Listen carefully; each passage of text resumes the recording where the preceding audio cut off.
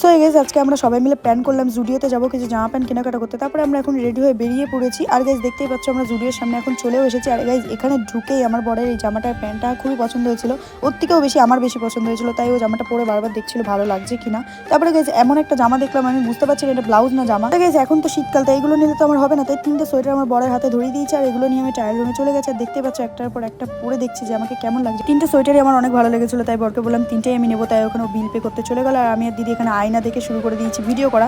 আর guys তারপরে বরের হাতে সব জামা প্যান্ট ধরিয়ে দিলাম আর বেরিয়ে পড়লাম চায়ের উদ্দেশ্যে। তারপর গাইজ এখানে চাটা খেয়ে বেরিয়ে পড়েছি আমরা দমদমের উদ্দেশ্যে। আর গাইজ ট্রেনের মধ্যে আমি ট্যাটু দেখা শুরু করে দিয়েছি, কারণ আমি ফার্স্ট টাইম ট্যাটু করবো। তারপরে গাইজ দমদম স্টেশনে আমরা নেমে, এখানে কি ঠান্ডা তোমাদেরকে কি বলবো। আর আমি চলে এসেছি সেই স্টুডিওতে যেখানে আমার বর ট্যাটু করে, আর এখানে এসেও আমি ট্যাটু দেখা শুরু করে দিয়েছি।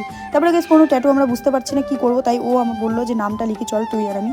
তারপরে দুজনের নাম বুকে লেখা শুরু করে দিচ্ছি। আর গাইজ ওর একটু ব্যথাও লাগছিল না, কারণ ও আগেও অনেক ট্যাটু করেছে, তাই ওর কিছুই মনে হচ্ছিল। আর আমার এদিকে এত ব্যথা লাগছে তোমাদেরকে কি বলবো, কারণ আমি ফার্স্ট টাইম করছি। তারপরে গাইজ দেখতেই পাচ্ছ এখানটাই ফাইনাল রেজাল্ট কত সুন্দর লাগছে। আর গাইজ ওর তো কিছুই মনে হচ্ছিল না, তাই দেখতেই পাচ্ছ কি হাসছে কি মজা নিচ্ছে। তারপরে গাইজ আমার এখানে কমপ্লিট হয়ে গেছে, দেখতে পাচ্ছ কত সুন্দর হয়েছে, দুজনেরটাই অনেক সুন্দর করেছে দাদাটা। তারপরে গাইজ আমরা বেরিয়ে পড়েছি ওখান থেকে। আর দেখতে পাচ্ছ কুয়াশা পড়েছে, মনে হচ্ছে আমরা বরফের দেশে চলেছি। আর গাইজ মিনি ব্লগটা আমার এইটুকু ভালো লাগলে লাইক কমেন্ট শেয়ার করবে আর সাবস্ক্রাইব করতে তো ভুলবে না। টাটা।